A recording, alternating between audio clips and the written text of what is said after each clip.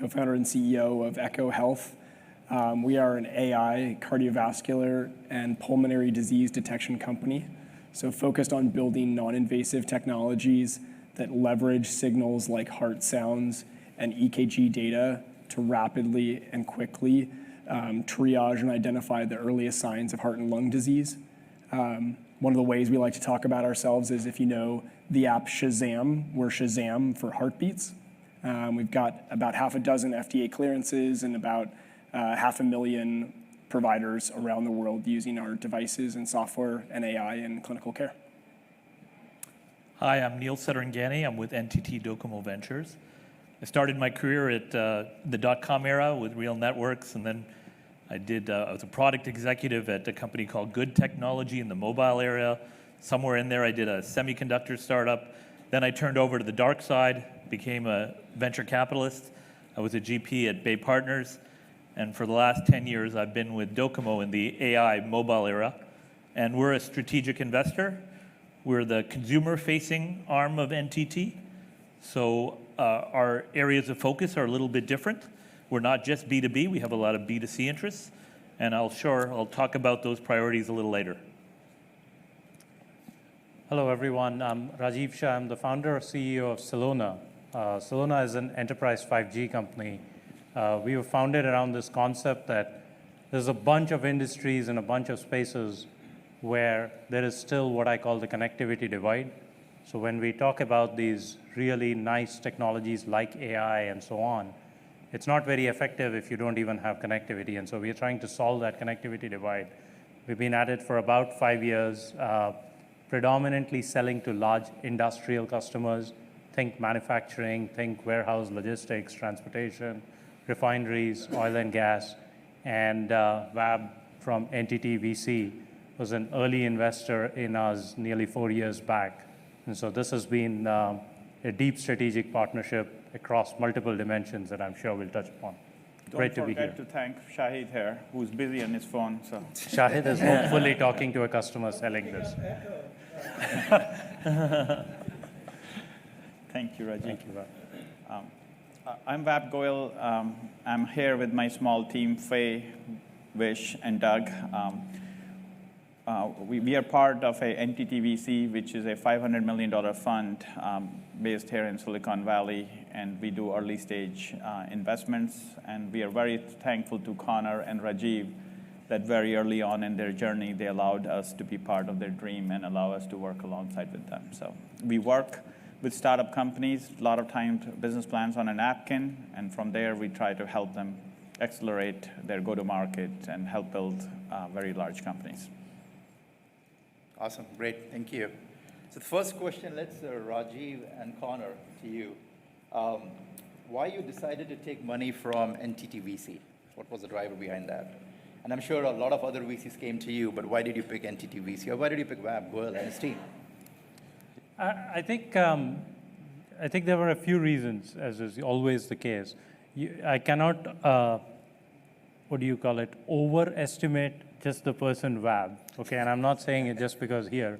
There are some fun stories of how he stalked me till I said yes, okay? So if you forget about an investor, if you need a great salesperson on your team, you should probably have Vab anyways on your side. So that was probably the honest number one reason before I go to any of the more corporate reasons. But on a more serious note, I think during about a 2-week process when we were going through this whole fundraising process, we were exposed to the broad variety that is NTT. And I think, at least for our business, what was very obvious was there is extraordinary synergy and there is a potential to accelerate what is essentially was a new market creation. And so that got us excited, and that was a very huge factor in getting this going. Yeah, I mean, I think it's pretty simple. The thorniest problems in healthcare across the board today and 5 years from now are going to be data problems. And we wanted investors who really deeply understood the challenges and complexities of working with data at hospital system scale, how you can partner with them to, in a nice way, exfiltrate data from a health system, how you can partner with the health systems to like build and utilize the data that they have. and that they have the relationships and understand the complexities of making those partnerships happen. And that's a really key thing for us as an AI-powered early disease detection company. So that was, just at a core level, that was really critical to our business, and Vab and the team, could represent that at a deep level, as well as also the relationships and networks that they could bring to us. And then, of course, and then, how can you not like Vab? How can you not want him? I mean, he truly is probably one of the best investor salespeople, as Rajiv said. And I will definitely vote 100% on your bonuses this year. I'll give you a hard time like last time. But no, I mean, the partnership has been multiple years and started from some of the earliest days for us, and we've greatly appreciated it. So. Awesome. Now let's flip the question to the VC. So Ab and Neil, why should a startup consider partnership with NTT? So I will say this, right? Mona is in this room. She has a power of 100,000 enterprise customers headquartered in 70 countries. She's a global global chief marketing officer. She's sitting here versus in a lot of other panels. The most important thing for startup companies and the founders are how to validate the product market fit. You can spend 3 years, hit and trial, go to the VCs, raise $100 million, or have a force like Mona behind you, right? So every time there is a client event, doesn't matter is in Silicon Valley, doesn't matter is in Dallas, is in London, right? Or at Indy's 500. Very hard to get tickets there, so if one thing I will tell you, if you want that, please chase her. NTT provides access to the clients, which takes years to take in weeks. And the second thing is, NTT is a very innovative company. And I'm not just saying that, right? NTT was the first operator who adopted mobile technology, right? There are so many things NTT is first. I'm not going to waste your time, but NTT is willing to take the risk and work with the startup companies with respect, right? Have a seat on the table because it makes us different. Awesome. Neil? I'd echo everything that Vab said. I think, as I mentioned, I'm on the consumer-facing arm, so we have 60 million subscribers in Japan. If you're a company that maybe in an area that's not so hot right now, still obviously AI company, but maybe you're geared towards AR, VR, or XR. Maybe you're a Web3 company. Right now, the investing environment is a little bit tougher there, but we're still open for business. In Japan, those are still priorities for us. And then for any fintech idea, I mean, fintech is no longer an area of investing, it's actually a business model. But if your service really involves financial services, what better test bed than NTT Docomo and our millions of subscribers? And a lot of our services are looking for innovative new features, innovative new add-ons, so that we can offer those services to our consumer base. We're also a big B2B company, and we do traditional enterprise software, and we obviously try that out. And we want to be a customer first before we become an investor. But as I mentioned, there's a lot of consumer companies out there that will probably benefit from our access to that big consumer audience. I just want to make sure, since NTT is a very large corporation and we have a lot of stakeholders, at least in NTTVC, startups don't have to be a customer. We can make our investment decisions, and sometimes we are forced to make our investment decision in days or weeks, and we can move very fast. If I may add from NTT Data, a lot of people don't know that NTT Data is the top 5 IT services company with $30 billion in revenue, right? So just to echo, Vab's and Neil's point, we give you that exposure to a lot of customers, the 100,000 enterprise customers he's talking about, but also your marketing arm is through Mona and her team. But also we have a function within a team in Global Innovation called Next Generation Partner Incubation. So we work with the startups, we kind of identify the use cases, work and invest in those POCs with your clients so that you can actually get the real-time feedback from the clients in terms of, are these technologies sticky enough? to be commercialized and kind of really take it to scale, right? So that's something I feel companies like us, as being one of the largest system integrators in the world, can bring value to the startups. Next question, Rajiv and Connor, how is NTT partnership helping you over the last few years? So Connor, you want to go first? Sure, yeah. Well, I think, as I said before, health system relationships are really critical. And we've built some development partnerships with health systems directly because of the relationships with NTT and the ability to broker that. That it starts out as a high trust relationship, which I think when you're talking about health systems and data, high trust is the foundational principle of working with them. And being able to do that with a partner and an investor like NTT that is respected, that has the credibility for these health systems is incredibly beneficial. So that's been number one.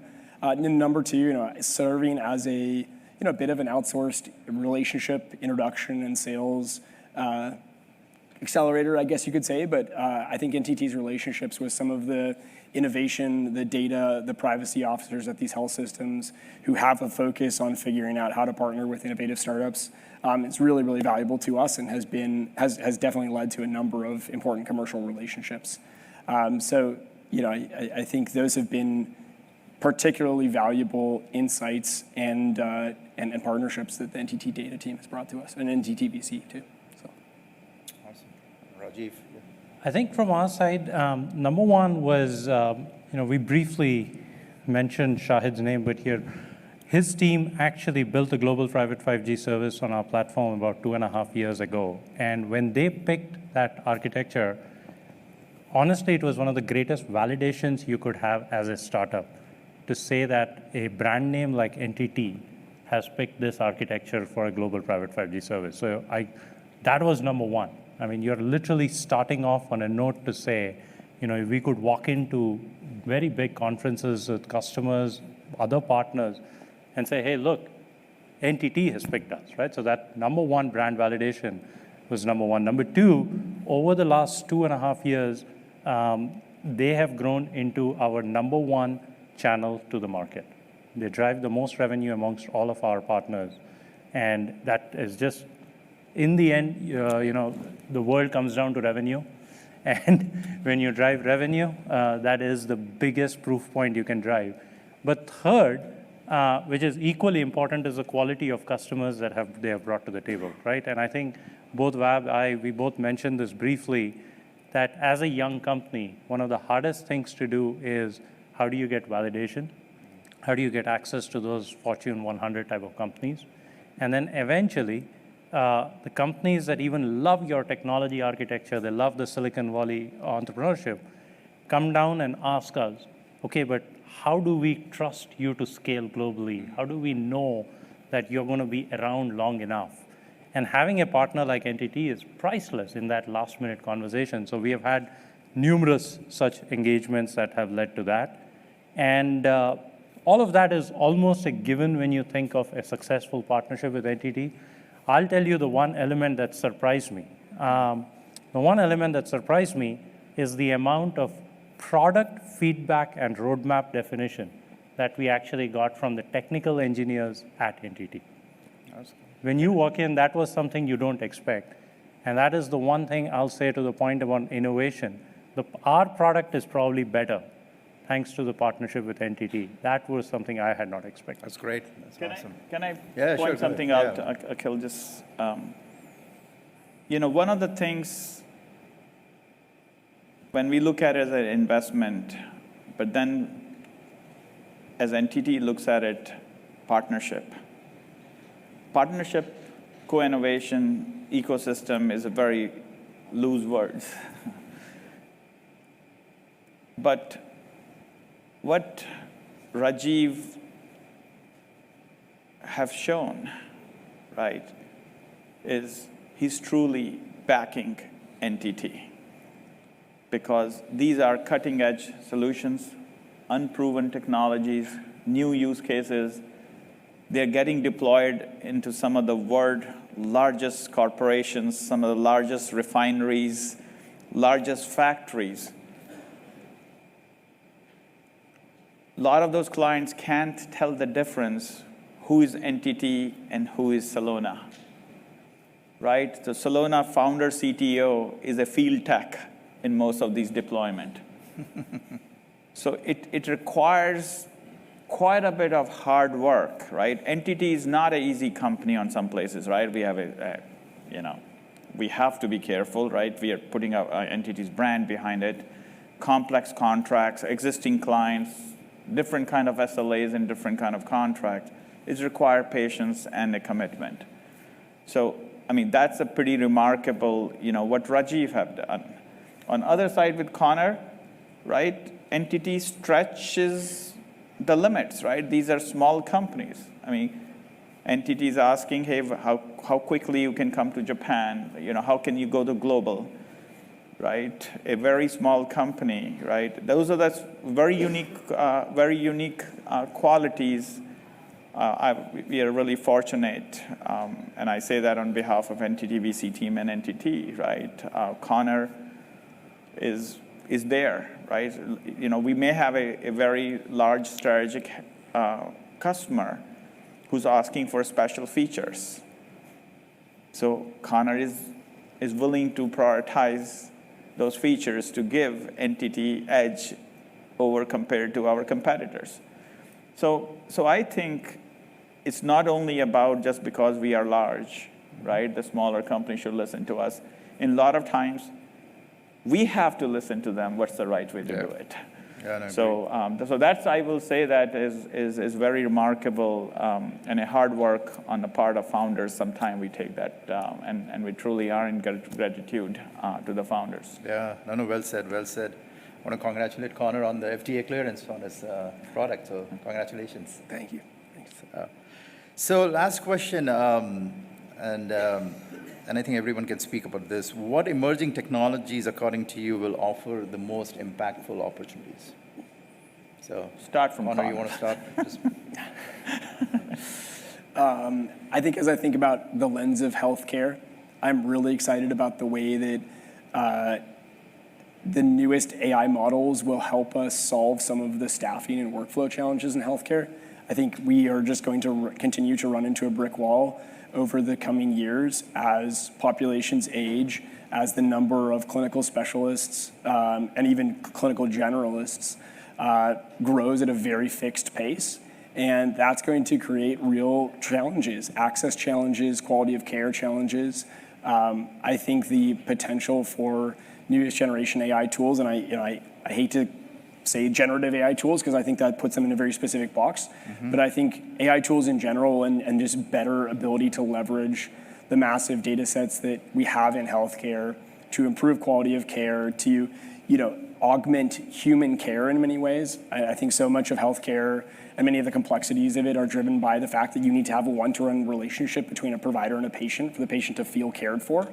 And I think if there are ways for us to use some of the new technologies to help extend those capabilities, or even upskill frontline generalists or even non-MD healthcare professionals to provide MD-level, specialist-level care and capability, I think those are going to be things that we just have to solve. Otherwise, healthcare as we see it today is not going to be possible to be delivered in the way it is 5, 10, 15 years from now. So I think it's a little bit scary, but at the same time, very exciting future to think about what healthcare looks like. Great, thank you. Neil? I think as well, on the AI side, for the consumer side of the business, it changes the economics, enabling some unloved businesses in the past to be more economical and more possible, whether it's, as I mentioned, XR, entertainment, any type of content industry. To have generative AI create that content at a much lower cost makes it possible for us to pump it through our distribution channels at a lower cost. I think AI will help us, particularly with our contact centers and our customer experience centers, both as a co-pilot for those people who are dealing with the consumers on a one-to-one basis, but also on an autopilot level where they'll actually perform actions and actually get something done as opposed to just advise or make recommendations about products. So, and finally, again, we have a big consumer marketing database, and we won't sell that data or do anything evil like that, but we want to use that data more efficiently to actually make genuine recommendations to our customers that would be services that are appealing to them. So AI obviously has a dramatic effect on our business, just like it does for any enterprise in terms of reducing costs. But more specifically, on the consumer side, it will enable new services that were not economical, and it will operationalize and improve the customer experience. Awesome, great, thank you. I think, look, the topic is AI here, and I think my obvious comment here, yes, it is transformative, but I have something very personal to add to this piece, actually. I think as a Silicon Valley founder, it's very rare, and it's actually the first time in my entire career here that I have been confronted with a technology that neither can I fully understand, nor can I fully grasp the potential. And I think if a Silicon Valley founder who is not fully immersed in one of the AI startups says otherwise, they're saying anything wrong. Because I don't think any of us have fully internalized that. And that, to me, it's a compliment to how transformative AI can be, but it is also a warning sign for all of us to just watch out for multiple things. I think there's well talked about safety, security, privacy concerns that we should all be worried about. But honestly, at a business level, when does hype overtake reality? When is reality going to overtake hype? It is a very confusing landscape. And so to me, that is a thing that affects me very personally, and I've been constantly thinking about it. On a selfish note, though, it has recreated, I think, to point Neil said, a lot of forgotten industries kind of just said, this is how we do business. They are waking up and saying, what if? And we are seeing benefits of that, okay? Is it justified? Do they need a private 5G network for it? I don't know, honestly. But I know that the conversation is back on the table. And so I think those are two things that we are certainly seeing, and I'm both excited and scared for the next decade, honestly. Well said, thank you. So you asked the question, what is the potential or you're excited about? I will talk about two things. Okay. Number one, someone recently told me these numbers, so I haven't asked ChatGPT, so don't quote me, please, on this, right? In the world, there is less than 0.5% of people whose parents, both of them, have a college degree. Please listen to this carefully. Anyone who have parents in the world, less than 0.5% of them, both mother and father, have a college degree. It is an insanely low number. And I don't have to explain to you, when your parents have a college degree, the profound impact either our parents made or what we are making on our kids. The insights, the training, and the value of education it gives. Generative AI, in many forms, going to take away the special privilege very few set of kids have because of their parents. Because either they have the money or they have a college degree, so they put their kids on the priority track. It's going to create the kind of education tools which are unprecedented. It's going to create scientists, doctors, chefs, engineers, technicians, which we could not have even imagined of. Every village, every small town, right? Every third world country have a potential to come on the parity. So that's the one part I look at it.